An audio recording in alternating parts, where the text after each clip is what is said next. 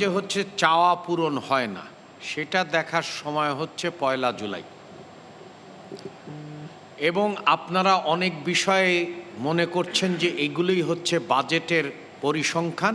নিঃসন্দেহে আমরা শেয়ার বাজার তো কোনো সময় পতিত সরকারের সময় কাজ করে নাই, এখন আপনারা স্পেকুলেট করতে পারেন। তো যেটা আমরা বলতে চাই সেটি হচ্ছে যে 5টা বিষয় উল্লেখ করেছেন, আমরা প্রতিটি বিষয় সম্পর্কে পরিষ্কার আপনাদেরকে বাস্তবায়নযোগ্য বিষয় বলব।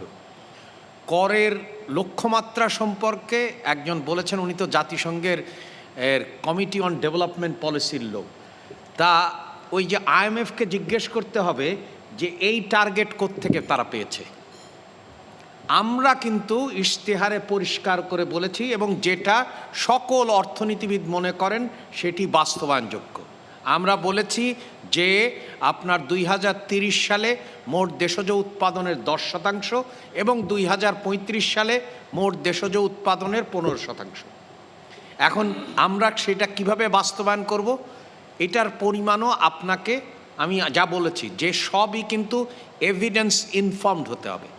আমরা তত্ত্বাবধায়ক সরকারের সময় 2% প্রবৃদ্ধি দেখেছিলাম ট্যাক্স জিডিপি রেশিও। আমরা কত করছি, আমরা তো কয়েক মাস করেছি, সবার কাছে তথ্য আছে, তাহলে সেটা দেখা যাবে যে আমরা কত শতাংশ করলাম। কর ফাঁকি কিভাবে আমরা নিরোধ করছি, কর আর করের যে ফন্দি ফিকির আছে, পৃষ্ঠপোষকতার যে সংস্কৃতি বিদ্যমান, আমরা কতগুলো টাস্ক ফোর্স করেছি, সেটার ফিগার তো আপনারা দেখতে পাবেন।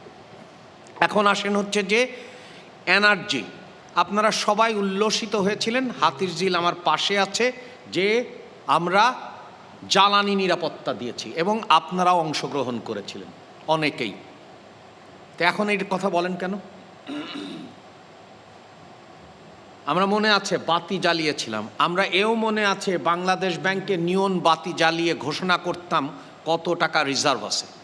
তা আমি সেদিকে যেতে চাই না, কারণ আমরা মনে করি যে সংহতি দরকার এবং সামনের দিকে এগিয়ে যাওয়া দরকার। আপনারাই তো উপহার দিয়েছিলেন কিভাবে আমদানির মাধ্যমে গোষ্ঠীতন্ত্রকে চালাবেন যাতে করে বাংলাদেশ কখনোই জ্বালানি নিরাপত্তা অর্জন করতে পারে না। কেউ চ্যালেঞ্জ করেনি। তার মানে এই না যে আপনারা হয়তো চ্যালেঞ্জ করতে চেয়েছিলেন, কারণ এমন করি নাই, কারণ আমাদের ঘাড়ে তো 2টা মাথা। এক্স্যাক্টলি, একটা মাথা। এক্স্যাক্টলি, তার মানে ভয়ের সংস্কৃতি আছে। আপনারা এগুলো বলছেন, এটাকেই আমরা সাধুবাদ দিতে চাই। তাহলে আমরা কিভাবে করব? 5টা প্রক্রিয়ায় করব। প্রথম হচ্ছে যে আমাদেরকে গ্যাস অনুসন্ধান করতে হবে এবং আপনারা ইতিমধ্যেই লক্ষ্য করেছেন যারা এখানে বিদেশিরা করে তাদের সাথে মাননীয় প্রধানমন্ত্রী সহ আমরা সবাই দেখা করেছি এবং তাদেরকে আহ্বান জানিয়েছে যে দ্রুত ভিত্তিতে গ্যাস অনুসন্ধান করুন। একই সাথে আমরা বাপেক্সকে শুরু করেছি। দ্বিতীয়ত আসেন হচ্ছে যে আমরা মনে করি নবায়নযোগ্য যে বিদ্যুৎ কাঠামো, সেখানে আমরা শুধু আমদানি করব তা না, পিভি আমদানি করব তা না, আমরা চাই এখানে ম্যানুফ্যাকচারিং প্ল্যান্ট হোক এবং সেই ক্ষেত্রে যা দরকার তাই করব। আমরা এও মনে করি যে আপনার নিউক্লিয়ার পাওয়ার প্ল্যান্টের পরিমাণ বাড়ানো যাবে। সেই ক্ষেত্রে আমরা জানি যে স্মল মডিউলার রিঅ্যাক্টর আছে, সেগুলোও কিন্তু আমরা এক্সপ্লোর করছি। চতুর্থ হচ্ছে আপনার এলএনজি ল্যান্ডিং স্টেশন নাই, আপনি কিভাবে এলএনজি করেন? আপনি এনার্জি সিকিউরিটির কথা বলেন, আপনার কোনো কৌশলগত মজুদ কতদিন থাকবে সেটা নির্ধারণ করা হয়নি। আমরা লক্ষ্য করেছি যে 1 বছর চলে গেছে, ইস্টার্ন রিফাইনারির লোন শোধ হচ্ছে, আমরা কমিটমেন্ট ফি দিয়ে দিচ্ছি, কিন্তু প্রকল্প পরিচালক হয়নি। তা আমরা পরিষ্কারভাবে বলতে চাই যে আমাদেরকে, আমরা অলিগার্কি পুষছি, কারণ হচ্ছে ভিএলসিজি আনি না। ভিএলসিজি যদি আনি, হিউস্টন থেকে আনি এখানে, তাহলে কি হবে? আপনারাই তো অলিগার্কিকে পৃষ্ঠপোষকতা দিচ্ছেন, কারণ হচ্ছে যে তারা এলপিজির দাম নির্ধারণ করবে। তা আমাদের কথা হচ্ছে যে আমরা খুব বাস্তবভাবে এইগুলো বিষয়গুলো চিন্তা করি। সেই জন্য আমরা চাই যে আপনাকে যদি কারখানা করতে হয়, দক্ষিণ পশ্চিম অঞ্চলের ম্যাপ দেখেন, সেইখান দিয়ে কি আপনার আর পাইপলাইন যাবে? তাহলে আপনাকে লিকুইফিকেশন কিভাবে করতে হবে? আমি এনার্জি এক্সপার্ট না, কিন্তু আমাদের কাছে প্রত্যেকটা বিষয়ের আমার তো উত্তর দিতে হবে। তাহলে আপনার লিকুইফিকেশন কিভাবে করবেন, রিগ্যাসিফিকেশন কিভাবে করবেন, এইগুলো তো আমাদেরকে দেখতে হবে। তার মানে আমরা একটাই ধারণা দিতে চাচ্ছি, আপনি কি নবায়নযোগ্য বিদ্যুৎ দিয়ে কি শিল্প কলকারখানা চালু রাখতে পারবেন? পারবেন না। সেটা দিয়ে আমরা বরেন্দ্র, কিভাবে বরেন্দ্র প্রকল্পকে উত্তরাঞ্চলকে অবহেলা করা হয়েছে। আপনারা দেখেন, বিকাশের কথা বলতে পারেন, এই যে মিটার দিচ্ছে, কিন্তু বরেন্দ্রতে কত আগে আপনার মিটার ব্যবস্থা চালু করা হয়েছিল। তা আমাদের কথা হচ্ছে যে কি জন্যে আপনারা করবেন। এরপরে আসেন বিনিয়োগে। আপনার 5টা পদক্ষেপ নেওয়া হবে। প্রথম পদক্ষেপ হচ্ছে যে আপনারা সবাই মনে করেন এবং আমাদের সরকার মনে করে যে পলিসি কন্টিনিউটি, তার মানে যে ব্যবস্থাই হবে সেটা যেন 5 বছর ব্যাপী থাকে। এটা হচ্ছে এক। দ্বিতীয় হচ্ছে যে আপনারাও মনে করেন, আমরাও মনে করি, সেটি হচ্ছে যে আপনার বিনিয়ন্ত্রীকরণ করতে হবে, অর্থাৎ ডিরেগুলেশনের কথা বলতে হবে। তাহলে ডিরেগুলেশনের আপনারা যে সমস্ত পদ্ধতি বলেছেন, আপনারা মিলিয়ে দেখেন যে আমরা সেগুলো করছি কিনা।